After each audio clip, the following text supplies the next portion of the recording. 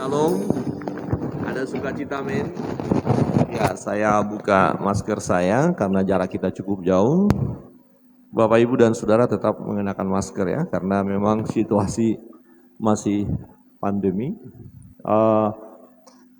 Tidak menakut-nakuti kalau ada berita bahwa ada ya varian baru. Tadi siang saya membaca di grup hamba Tuhan ya, pendeta-pendeta GKRI di Bogor ada 2 pasien ya untuk varian baru ya, Omnicom apa ya, pokoknya ada nama baru, bukan corona tapi ada nama baru lagi. Tapi jangan takut, memang itu berita menakutkan ya, tapi ada berita yang menggembirakan kita bahwa hidup ini ada di tangan Tuhan. Dan kalaupun kita meninggalkan dunia ini nggak ada masalah, karena ada satu tempat yang sudah Tuhan sediakan bagi kita. Nah, apakah mungkin itu terjadi? Itu menjadi pertanyaan kita. Apakah benar manusia akan mendapatkan tempat yang indah? Apakah benar saudara dan saya kalau mati akan masuk surga? Itu persoalan yang utama ya dalam hidup kita. Karena mau tidak mau, cepat atau tidak, ya cepat atau lambat, kita nggak mengerti, pasti kita meninggalkan dunia ini. Tetapi persoalan bagi umat manusia yang mungkin juga akan berkata, tidak akan mungkin saya masuk surga karena saya tidak tahu jalan ke surga. Mungkin orang bertanya seperti itu. Bagaimana mungkin itu terjadi? Ya, bagaimana mungkin itu terjadi? Tema kita hari ini berbicara tentang bagaimana mungkin itu terjadi dalam Lukas pasal yang pertama. Lukas pasal yang pertama itu, Lukas pasal yang pertama di ayat berikut, ya oke. Ayat 34. Kata Maria kepada malaikat itu, bagaimana hal itu mungkin terjadi? Karena aku belum bersuami. Bagaimana mungkin hal itu terjadi? Atau bagaimana hal itu mungkin terjadi? Enggak mungkin itu terjadi, karena aku belum bersuami. Nah, Natal adalah kemustahilan bagi manusia. Saya menjumpai ada banyak orang yang berkata, bagaimana mungkin itu terjadi? Allah itu Allah yang maha besar, Allahu Akbar, luar biasa. Bagaimana mungkin dia menjadi manusia? Ya, kok merendahkan Tuhan? Tuhan itu adalah sesuatu yang wah, yang luar biasa. Kok bisa ya dia menjadi manusia? Allah itu ya dahsyat, besar. Nah, kalau kita buat dia menjadi manusia, bukankah kita mengkerdilkan Allah itu? Maka orang gak percaya. Ada orang berkata, masa Allah beranak dan diperanakkan? Ya, gak mungkin itu terjadi. Natal adalah Yesus datang ke dunia. Allah datang ke dunia menjadi manusia melalui kelahiran. Ya, betul, dia dilahirkan oleh seorang gadis, perawan yang belum bersuami, yang belum kenal laki-laki. Bagaimana mungkin itu terjadi? Itu sebabnya sampai sekarang orang gak percaya. Ada banyak orang gak percaya dengan Natal. Itu gak mungkin terjadi. Impossible. Gak masuk akal. Namun sesuatu yang tidak mustahil, ya bagi kita mustahil, tetapi bagi Allah tidak ada yang mustahil ya. Sesuatu tidak mustahil bagi Allah kita. Ada amin? Wah, bagi Allah apa yang tidak bisa Allah kerjakan? Kira-kira begitu.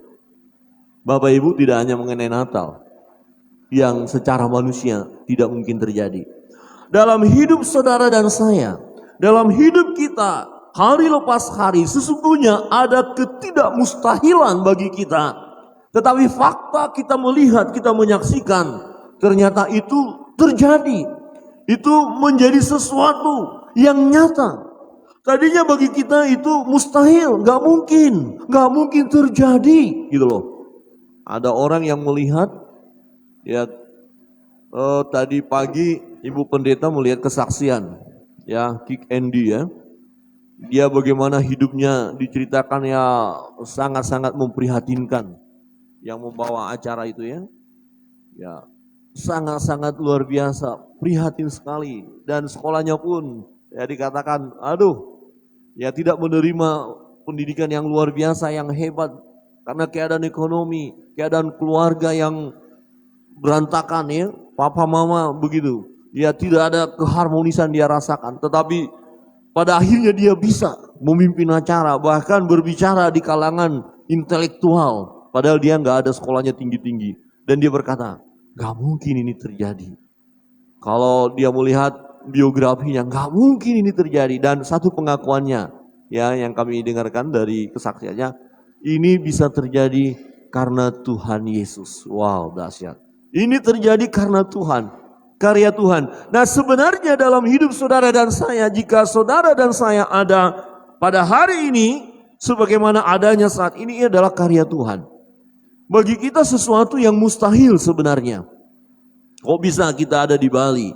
Kok bisa kita mengalami ya berbagai hal di dalam perjalanan hidup kita? Padahal kita lihat diri kita ini lemah, terbatas. Mungkin juga saudara hari-hari ini sedang mengalami persoalan.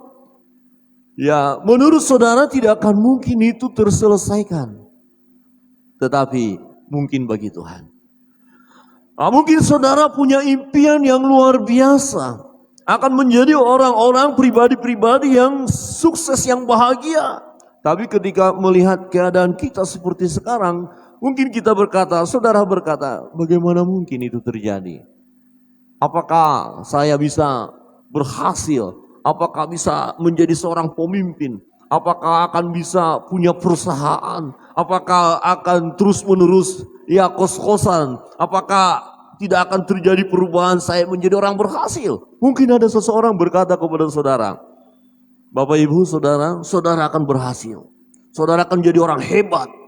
Kemudian saudara melihat diri saudara yang tidak ada apa-apanya. Dan berkata, bagaimana mungkin itu terjadi? Ada orang yang sakit, tidak kunjung sembuh. Dan dokter katakan gak mungkin bisa diobati lagi. Karena gak ditemukan obat. Dan orang itu berkata, bagaimana mungkin itu terjadi? Kesembuhan, gak mungkin. Tetapi fakta menunjukkan akhirnya sembuh. Ya, ada orang yang punya masalah yang sangat-sangat rumit. Dan dia berkata, gak mungkin ada jalan keluar dari persoalan ini. Tetapi ternyata ada jalan keluar. Ada orang yang mengalami kesulitan untuk melanjutkan studi karena nggak ada lagi dana dari orang tua, dari keluarga untuk membiayai perkuliahan. Bagaimana mungkin saya mencapai cita-cita saya? Nggak mungkin. Nggak mungkin. Tetapi ternyata pada akhirnya mungkin. Kok bisa? Ya, kita diperhadapkan dengan berbagai situasi yang tidak mungkin. Nah, jika dalam hidup ini saudara diperhadapkan dengan persoalan itu, saudara melihat bahwa ini tidak akan mungkin terjadi. Bagaimana kita menyikapinya? Ketika malaikat datang kepada Maria, memberitahukan berita yang sangat menggemparkan bagi dirinya. Ya. Dan dia berkata, bagaimana hal itu bisa terjadi? Saudara, dia belum bersuami. Dia perawan. Apa bisa hamil? Dari mana jalannya? Bagaimana mungkin bisa hamil? Ini satu pertanyaan yang logis secara manusia. Ketika kita melihat diri kita yang sangat terbatas, kemampuan kita yang sangat terbatas, kelemahan kita yang sungguh-sungguh lemah, ketakberdayaan kita, kemudian diperhadapkan dengan sesuatu di mana kita melihat sesuatu yang besar, yang luar biasa, yang hebat, yang akan bisa kita capai, kita nikmati, kita peroleh sesuatu yang dahsyat, yang luar biasa. Itu akan kita terima. Tapi sebelum kita menerimanya, seringkali kita berkata, bagaimana mungkin itu terjadi? Saya ini lemah, saya ini terbatas, nggak punya kemampuan apa-apa. Bagaimana saya menjadi seorang pengusaha yang hebat? Modal aja nggak punya. Kemampuan aja pas-pasan. Ada banyak peristiwa yang terjadi di mana awalnya kita melihat hal itu tidak akan mungkin terjadi. Tetapi faktanya mungkin terjadi. Bagaimana saudara menyikapi? Mungkin hari-hari ini saudara diperhadapkan sesuatu yang tidak akan mungkin terjadi. Tidak mungkin ini. Di sini ada anak muda, hampir banyak anak muda ya. Kira-kira ada pemuda cowok, ya sepertinya hatinya bergetar melihat wanita, cewek. Ya jangan cowok bergetar melihat cowok, itu nggak benar. Halo, laki-laki masih bergetar melihat wanita? Amin. Yang pemuda loh ya, yang bapak-bapak jangan aminkan. Ya, untuk istri saja lah ya. Amin anak muda, pemuda. Amin. Kalau pemudi melihat pemuda yang ganteng, wah badannya mantap, cakep. Bergetar enggak pemudi? Amin. Enggak ada amin. Bahaya nih, bergetar juga lah, itu wajar. Nah kemudian jangan sampai seorang pemuda yang ada di sini berkata, aduh kayaknya enggak mungkin deh. Jangan-jangan kalau saya berkata isi hatiku kepadanya, dia akan berkata, lu ngaca, aduh sakit tau. Akhirnya enggak berani mengungkapkan isi hati. Ada yang pemuda katakan dengan sejujurnya. Mungkin atau tidak mungkin enggak ada masalah. Mungkin hari ini engkau berkata enggak mungkin. Enggak mungkin lah. Jauh lah ya. Terus gimana? Menyerah. Putus asa. Kehilangan pengharapan. Mengurung diri. Jangan begitu. Ada solusinya. Kenapa Maria berkata bagaimana hal itu bisa terjadi? Karena memang sama sekali tidak ada dasar untuk memenuhi bahwa peristiwa itu akan terjadi di dalam dirinya. Karena dia belum bersuami. Bagaimana mungkin itu terjadi? Kisahnya kita tahu bersama-sama di ayat 26. Ya. Dalam bulan yang ke-6, Allah menyuruh malaikat Gabriel pergi ke sebuah kota di Galilea bernama Nazaret. Ya, kepada seorang perawan, perhatikan, kepada seorang perawan yang bertunangan dengan seorang bernama Yusuf dari keluarga Daud. Nama perawan itu Maria. Ketika malaikat itu masuk ke rumah Maria, ia berkata, salam hai engkau yang dikaruniai, Tuhan menyertai engkau. Rupanya salam ini bukan salam yang biasa-biasa saja. Ini salam ini mempunyai makna, sebab berbeda perasaan Maria ketika dikatakan salam hai engkau yang dikaruniai. Ini ada apa? Jadi bukan seperti saya akan berkata kepada saudara, puji Tuhan saudara diberkati Tuhan. Ya saudara akan berkata amin. Tidak hanya sekedar itu, tetapi berkat apa yang Pak Pendeta sampaikan ini bagiku. Jadi menggetarkan. Maka terkejut Maria dengan salam itu. Maria terkejut mendengar perkataan itu lalu bertanya dalam hatinya, apakah arti salam itu? Jadi menurut saya ketika saya belajar ini bukan salam hanya salam seperti yang biasa saja. Ini punya makna, punya arti tertentu. Ada sesuatu yang disampaikan oleh malaikat dan ini kebenaran yang menggentarkan hati Maria. Ya, terkejut mendengarkan perkataan ini. Dan dia renungkan dalam hatinya. Dia mulai bertanya-tanya, bergumul. Ya, bergumul di dalam hatinya. Dan malaikat tahu apa yang terjadi di dalam Maria. Itu sebabnya kata malaikat itu kepadanya, jangan takut hai Maria, sebab engkau beroleh kasih karunia di hadapan Allah. Engkau beroleh kasih karunia di hadapan Allah. Maria adalah manusia biasa. Bukan manusia yang kudus tanpa dosa. Bukan, dia manusia biasa. Dia berdosa juga. Dia bersalah juga. Ya, dia sama seperti yang lain. Tetapi dia mendapatkan kasih karunia daripada Allah. Dia dipilih oleh Allah. Ya, sebagai alat di tangan Allah. Ya, untuk menyelesaikan program Allah itu. Jadi salah seorang pribadi yang dipakai oleh Allah. Untuk memenuhi rancangannya adalah Maria. Jadi Maria ini mendapatkan kasih karunia daripada Tuhan. Berita ini menggemparkan bagi dia. Di ayat 31. Kita baca bersama-sama. 1, 2, 3. Sesungguhnya engkau akan mengandung dan akan melahirkan seorang anak laki-laki dan hendaklah engkau menamai dia Yesus. Saudara, ada pemudi. Nah kemudian seorang berkata, kamu hamil ya? Enak aja sembarangan ngomong. Ambil dari mana? Kamu menuduh saya enggak ya? Kamu menuduh saya perempuan yang enggak benar ya? Saya masih perawan. Saudara tahu berita ini kenapa menggemparkan? Sebab pada kebiasaan orang Yahudi, kalau yang masih bertunangan saja, kedapatan hamil ini harus dirajam. Ini dosa, berzinahan. Melakukan hubungan suami istri sebelum pernikahan itu dosa. Ini berisiko berat. Itu sebabnya kalau saudara pelajari nanti, akhirnya Yusuf mendengar itu, dia mulai ketakutan. Wah, kalau ketahuan nanti, dan itu dituduhkan kepada saya, tapi saya nggak melakukan itu, habis kami akan dirajam. Itu sebabnya dia mau memutuskan hubungan itu, pertunangan itu. Tetapi Tuhan melalui malaikat datang, jangan. Ini karya Allah, perbuatan Allah yang dahsyat. Akhirnya dia bertahan dan menghadapi segala risiko itu. Karena mereka mengerti, mereka sadar, mereka kudus, mereka tidak berdosa, mereka tidak melakukan kecemaran. Sesungguhnya engkau akan mengandung dan akan melahirkan seorang anak laki-laki.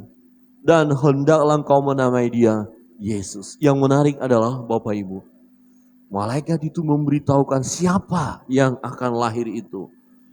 Ya, di ayat 31. Ia akan menjadi besar dan akan disebut anak Allah yang maha tinggi. Wow, dahsyat. Dan Tuhan Allah akan mengaruniakan kepadanya tahta Daud, bapa leluhurnya. Tahta Daud ini adalah janji Tuhan kepada Daud. Perjanjian dengan Daud bahwa dari keturunan Daud akan lahir seorang raja di atas segala raja yang akan memimpin selama-lamanya. Siapa yang dimaksudkan oleh kebenaran firman Tuhan yang sudah dinubuatkan sebelumnya? Yang dimaksud adalah yang lahir ini, yaitu Yesus. Dan ia akan menjadi raja atas kaum keturunan Yakub sampai selama-lamanya. Dan kerajaannya tidak akan berkesudahan. Ya, dalam kitab Yesaya dijelaskan bahwa ia adalah, ya, hari ini telah lahir bagimu, ya, seorang anak di kota Daud. Penasehat ajaib namanya, Bapa yang kekal, Raja damai. Ya, dia bukan, ya, orang sembarangan begitu. Dia adalah Allah yang jadi manusia dan memang benar-benar dia adalah manusia, tetapi kehadirannya bukan melalui hubungan suami istri. Itu sebabnya tidak ada dosa di dalam dirinya. Yesus tidak pernah berdosa. Tidak ada dosa di dalam dirinya karena dia dilahirkan tanpa dosa. Dia kudus, anak Allah. Jadi rahim Maria hanya dipakai oleh Allah, dipinjam oleh Allah. Ini satu proses di mana Allah akan jadi manusia. Jadi harus lahir, ya, seperti manusia biasa. Memang harus menjadi manusia biasa. Berarti ada kelahiran melalui mengandung dulu. Kurang lebih 9 bulan. Kemudian lahir normal, manusia. Benar-benar manusia. Bukan manusia jadi-jadian. Bukan. Dia memang manusia. Dia menangis, dia sedih, dia makan, dia rasakan semuanya. Ini adalah wujud di mana Allah merendahkan diri, datang ke dunia menjadi sama dengan manusia.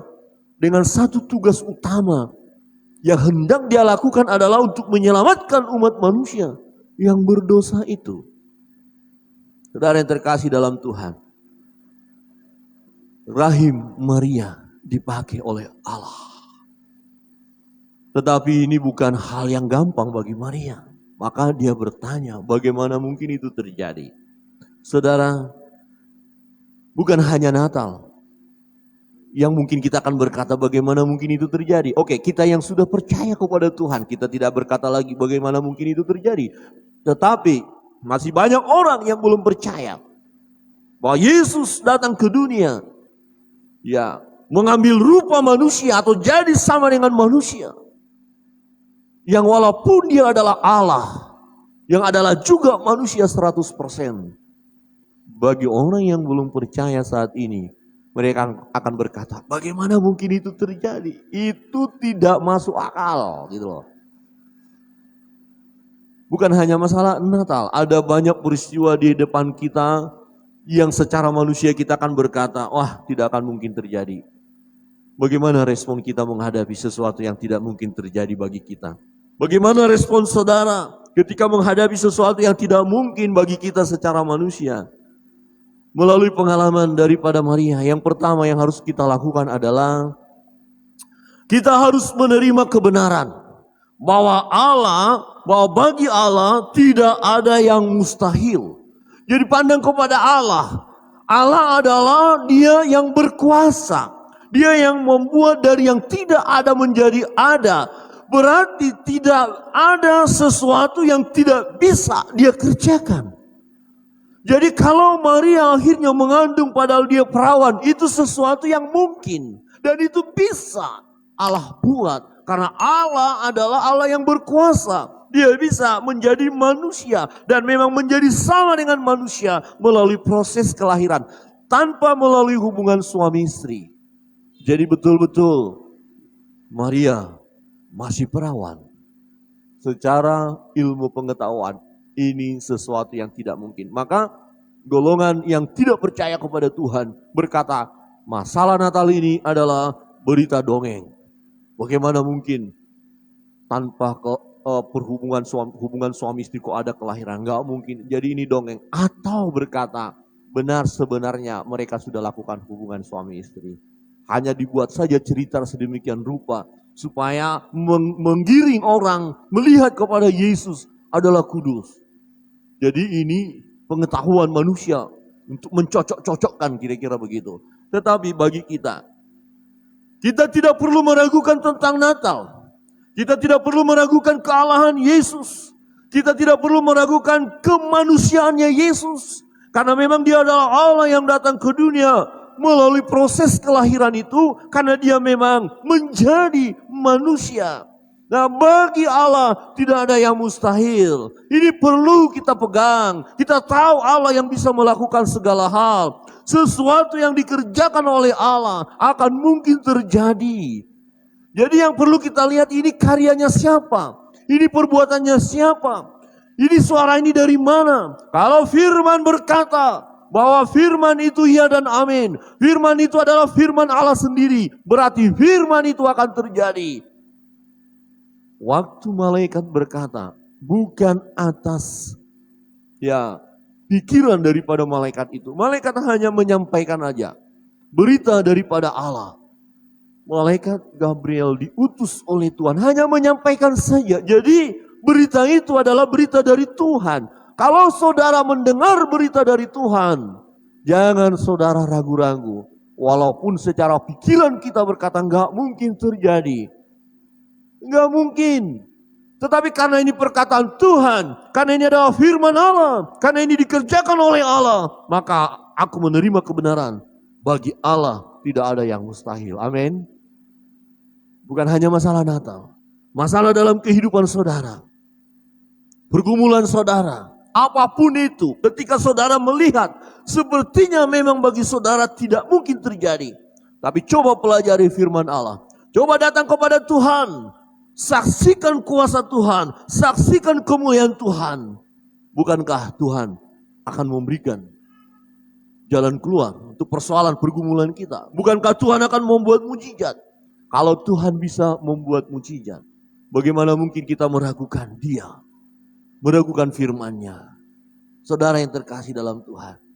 Maka malaikat itu berbicara kepada Maria di ayat berikut 35. Jawab malaikat itu kepadanya. Ini jawaban atas mulai keraguan tadi. Sempat ragu bagaimana mungkin itu terjadi.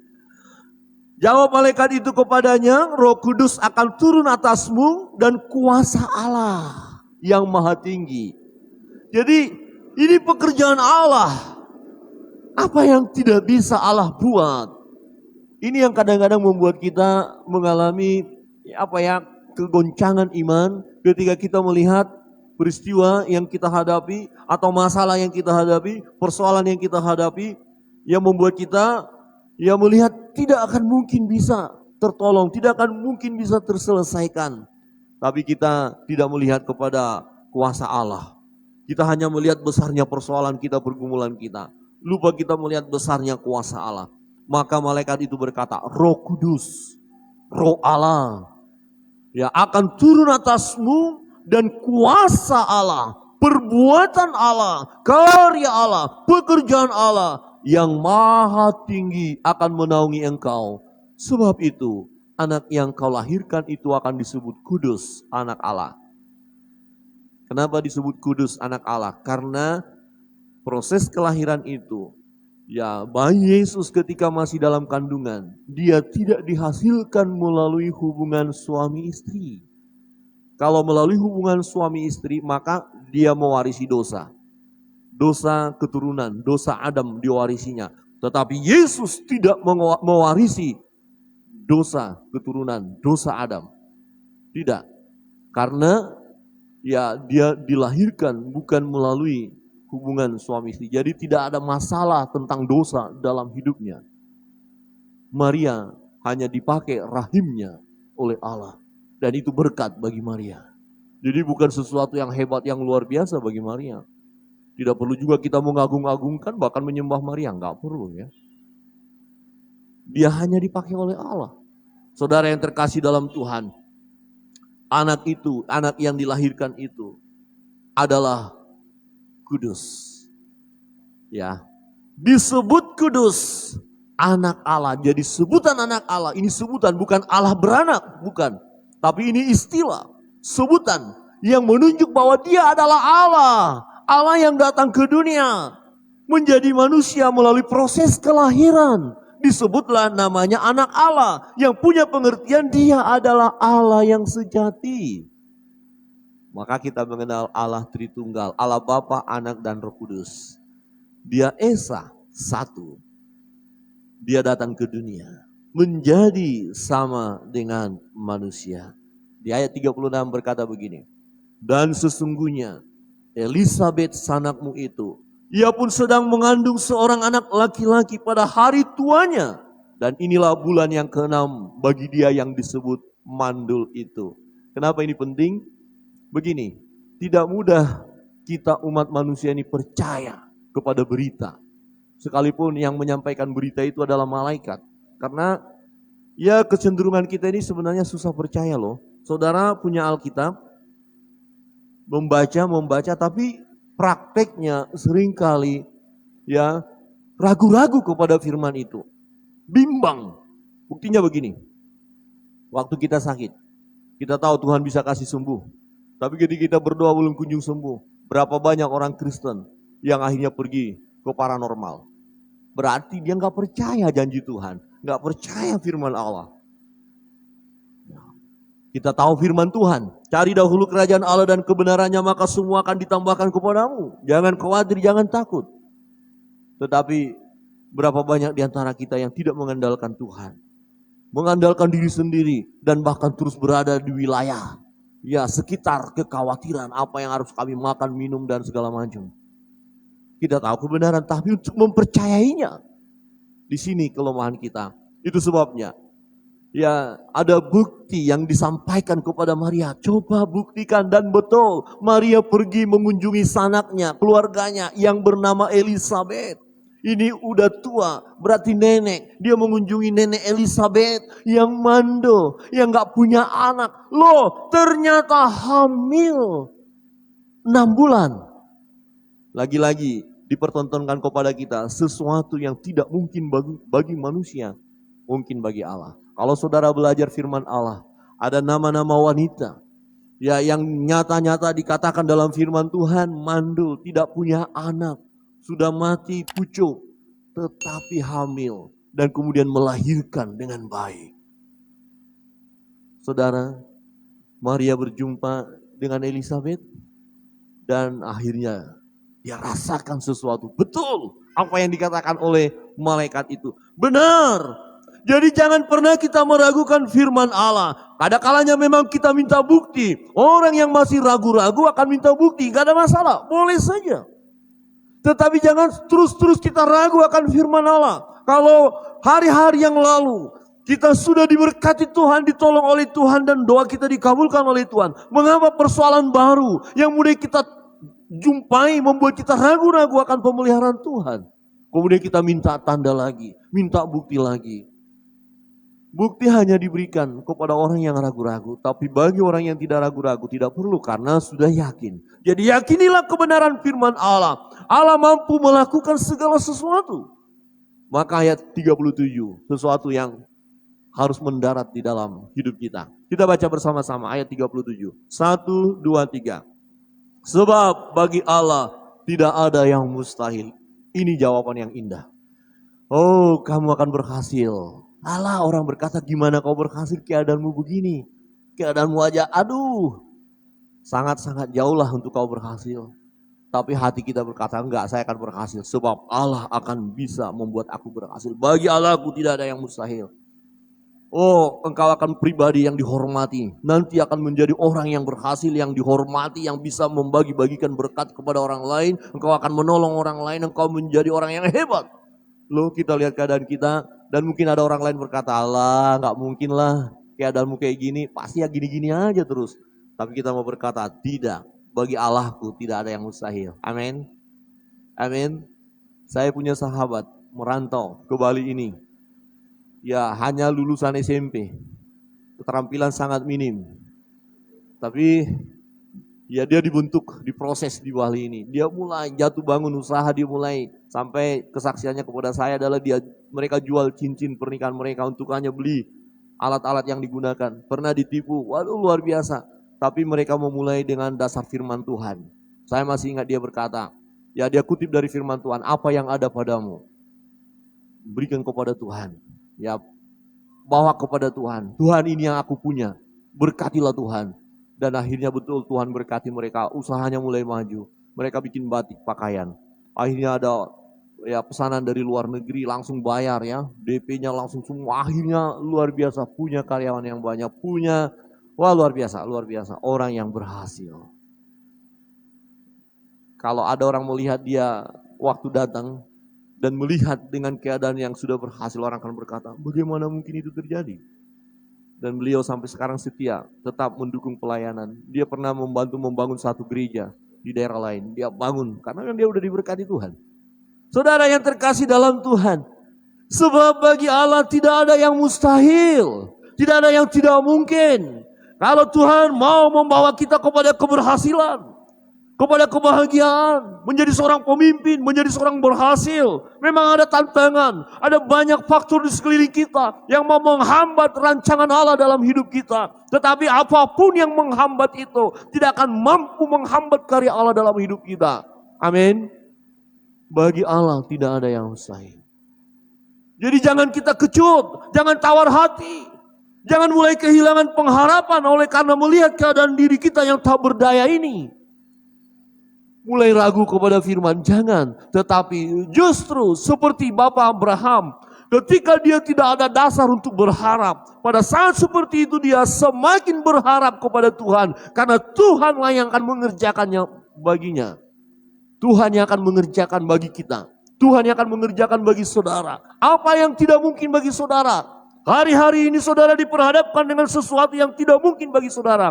Tapi saudara merindukan hal itu terjadi dalam hidup saudara. Mari percaya pada firman. Datang kepada Allah. Dan katakan bagi Allahku tidak ada yang mustahil. Bagi Tuhanku tidak ada yang mustahil. Dia berkuasa. Mungkin ada orang yang sakit. Udah lama sakit tidak sembuh-sembuh. Orang berkata ini enggak ada obatnya. Jenis ini enggak ada obatnya. Tinggal tunggu waktu. Tetapi saudara, bagi Allah tidak ada yang mustahil. Kesembuhan terjadi dalam nama Yesus. Amin. Wah ini masa pandemi, saya sudah banyak utang, udah bangkrut usaha saya, pekerjaan saya juga kacau. Bagaimana saya bisa membayar utang-utang saya, ekonomi saya yang sudah terpuruk dan belum kelihatan ada tanda-tanda akan berhasil. Jangan putus asa, jangan kehilangan pengharapan. Tetap berkata, bagi Allahku tidak ada yang mustahil.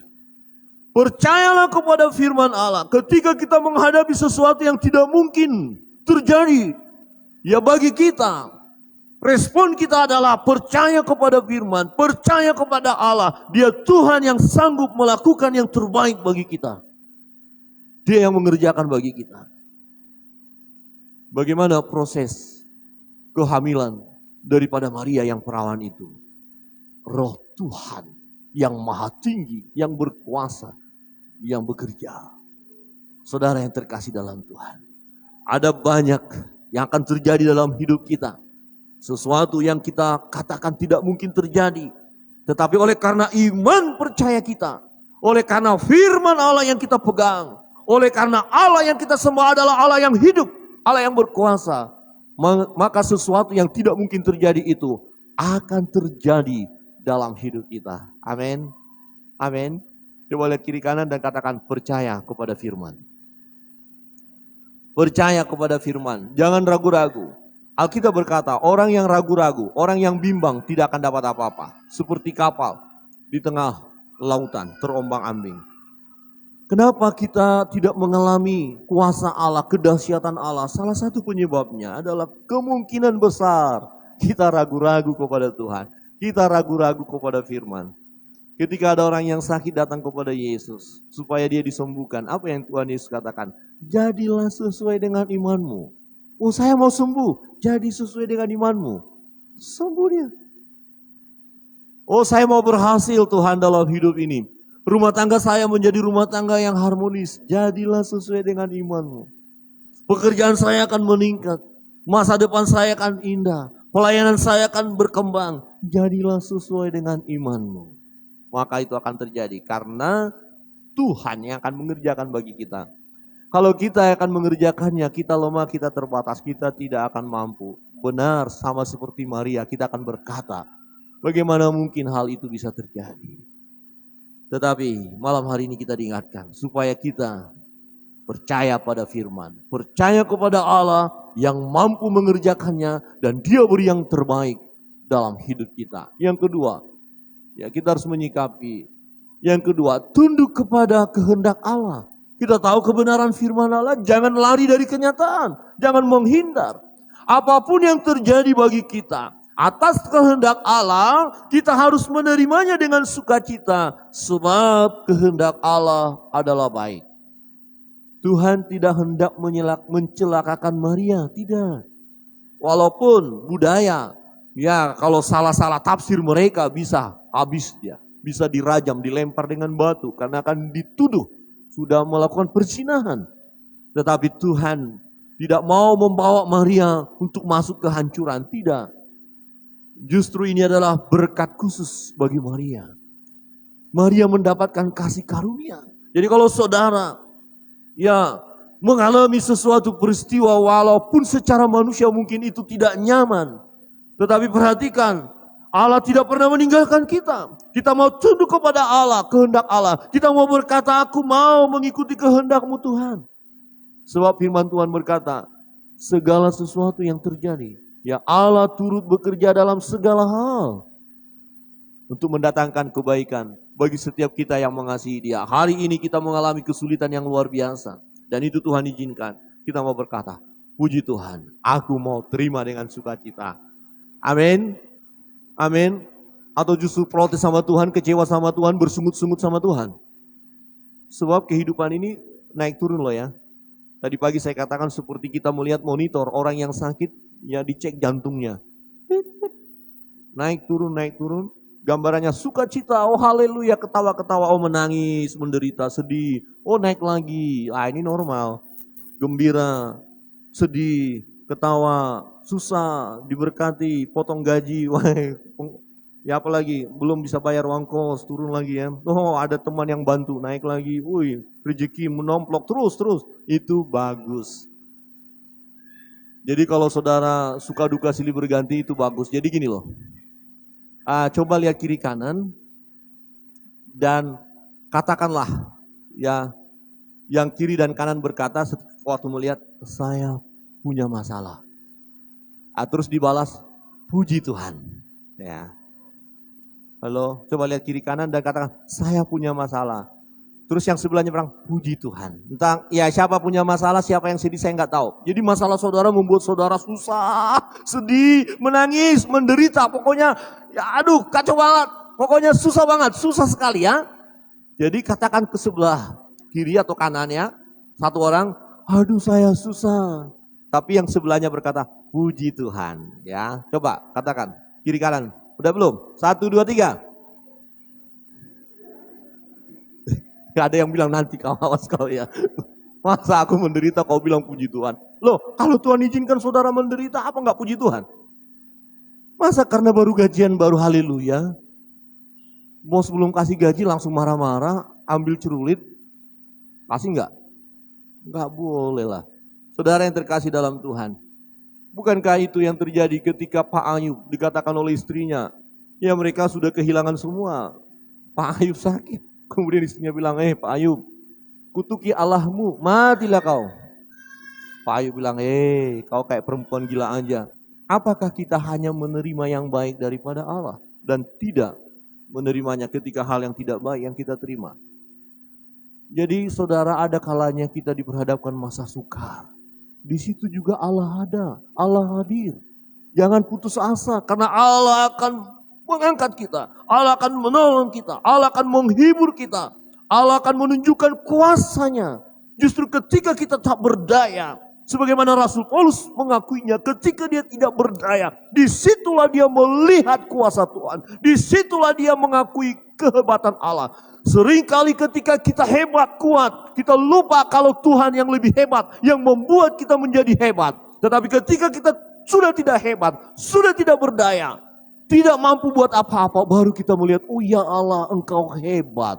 Jadi ada kalanya kita jatuh, ada kalanya kita terpuruk, ada kalanya kita susah bangun. Ya, turun naik, terus semua itu kehidupan, dan kita mau berkata, Tuhan, aku mau mengikuti kehendak-Mu. Aku mau menerima apa yang Tuhan buat dalam hidupku. Amin. Ya, kalau ada yang tidak mau masalah, maka monitornya akan begini. Selesai. Siapa yang mau selesai yang katakan? Yang gak ada masalah. Yang berkata, Tuhan saya tidak mau ada masalah, angkat tangan. Oke, puji Tuhan. Semua siap menghadapi masalah ya. Jujur ya. Coba lihat kiri kanan, puji Tuhan engkau siap menghadapi masalah. Katakan kiri kananmu. Jangan nanti baru sedikit masalah saja sudah, aduh gimana ya. Aduh hidup ini susah, aduh. Ya. Oke, saudara yang terkasih dalam Tuhan, bisa lanjut dari video, oke. Di ayat 38, kata Maria, ini teladan bagi kita. Kata Maria, sesungguhnya aku ini adalah hamba Tuhan. Aku ini hamba Tuhan. Saudara, kita berkata, kami hamba Tuhan. Kami hamba-Mu. Jadi kalau kita hamba, apapun yang diperintahkan Tuhan atau Tuhan kita harus tunduk dan berkata, iya, aku siap. Kata Maria, sesungguhnya aku ini adalah hamba Tuhan, jadilah padaku menurut perkataanmu itu. Lalu malaikat itu meninggalkan dia. Artinya adalah kita mau berkata, Tuhan, biar kehendak-Mu yang jadi atasku. Tuhan, aku mau menerima pembentukan daripada Engkau. Tuhan, aku mau menerima firman-Mu. Aku mau mengikuti perintah-Mu. Aku mau melakukan apa yang Engkau perintahkan untuk aku lakukan. Aku mau tunduk kepadamu ya Tuhan. Jadilah padaku menurut perkataanmu. Ketika saudara diperhadapkan dengan sesuatu yang tidak mungkin bagi saudara, tetapi mungkin bagi Allah, maka respon kita adalah mau berkata kepada Tuhan, Tuhan jadilah kehendak-Mu bagiku. Ketika kita mengikuti kehendak Allah, maka yang tidak mungkin itu menjadi mungkin. Sebab Allah yang akan mengerjakannya bagi kita. Saudara yang terkasih dalam Tuhan, bagaimana mungkin itu terjadi? Ini bisa terus pertanyaan ini muncul dalam hidup kita. Ketika kita diperhadapkan dengan sesuatu yang tidak mungkin terjadi secara manusia. Dan kita berkata bagaimana mungkin ini terjadi? Tetapi untuk segala sesuatu yang tidak mungkin bagi kita, kita harus menyikapi dengan cara yang benar. Yang pertama, terima kebenaran. Kebenaran firman Allah kita terima. Dan kita tahu tanpa keraguan-raguan lagi, bagi Allah tidak ada yang mustahil. Percayalah. Ya, miliki iman. Dan iman timbul dari pendengaran akan firman. Jadi mari renungkan firman. Terima kebenaran firman.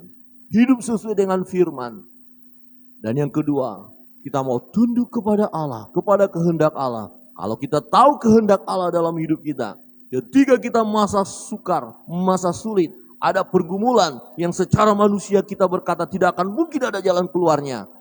Tetapi ketika kita menyerahkan diri kita sesuai dengan kehendak Allah, maka yang tidak mungkin itu menjadi mungkin. Saya undang kita bangkit.